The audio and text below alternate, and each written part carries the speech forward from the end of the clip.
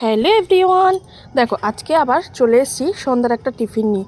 তো আজকে বানাবো হলো গার্লিক চিজ পাস্তা। তো চলো আজকে গার্লিক পাস্তাটা বানাতে কী কী লাগছে সেটাই তোমাদের সঙ্গে শেয়ার করব, বা আমি কিভাবে তৈরি করছি সেটাই তোমাদের সঙ্গে শেয়ার করব। আর আজকে আমাকে হেল্প করছে মাম্মাম, মানে মেয়ে। ওর খুব রান্নায় আগ্রহ হয়েছে।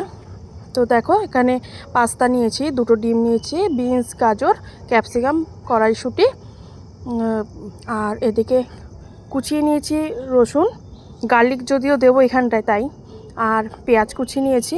এদিকে দু রকম চিজ নিয়েছি, সস নিয়েছি, লবণ নিয়েছি, আর হলো পাস্তা সস নিয়েছি। তো চলো দেরি না করে ঝটপট রান্নায় লেগে পড়ি। তুই রান্না করবি? হ্যাঁ, পারবি তো? ঠিক আছে, কর। তো দেখলে তো মেয়ে কড়াই বসিয়ে দিয়েছে, তো আগুনও জ্বালিয়ে দিয়েছে। তো এদিকে দুটো ডিম ফাটিয়ে নিচ্ছে, ডিমটা ঝুরি ভাজা করে নেবে। তাই দেখো কতটা গোলমরিচ দিয়ে দিল। তো যথারীতি দেখো কথা বলতে বলতে ডিম ভুজিয়া হয়ে গেছে। এবার আবার পরিমাণ মতন 2 চামচের মতন তেল দিয়ে তাতে এক এক করে রসুন কুচি, গাজর, ক্যাপসিকাম, তারপরে কড়াইশুঁটি, বিনস সব ভালোভাবে ভেজে নেব।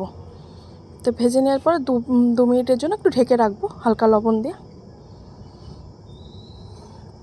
এবার পেঁয়াজটা দিয়ে দেবো, দিয়ে ভালো করে নাড়াচাড়া করে নেব। এবার ডিম ভুজিয়াটা দিয়ে দিলাম, তারপর এক এক করে পাস্তা সস, টমেটো সস ভালো করে নাড়াচাড়া নিয়ে গোলমরিচের গুঁড়ো দিয়ে দেবো। তো এবার পাস্তাটা দিয়ে দেবো। দেখো কি সুন্দর লাগছে না দেখতে। তো রেডি হয়ে গেল পাস্তা সস। তা এবার দেব চিজ। তার চিজটা এ থেকে গ্রেট করে নিয়েছি। তো দেখো চিজটা পরিমাণ একটু বেশি পরিমাণেই দিয়েছি আমি, তোমরা তোমাদের আন্দাজ মতনই দিতে পারো। আর এই সব সবজি কিন্তু অপশনাল, তোমরা দিতেও পারো নাও দিতে পারো। দেখো কেমন লাগছে দেখতে। তো ভিডিওটি ভালো লাগলে লাইক কমেন্ট করবে। বাই বাই, দেখা হচ্ছে পরে।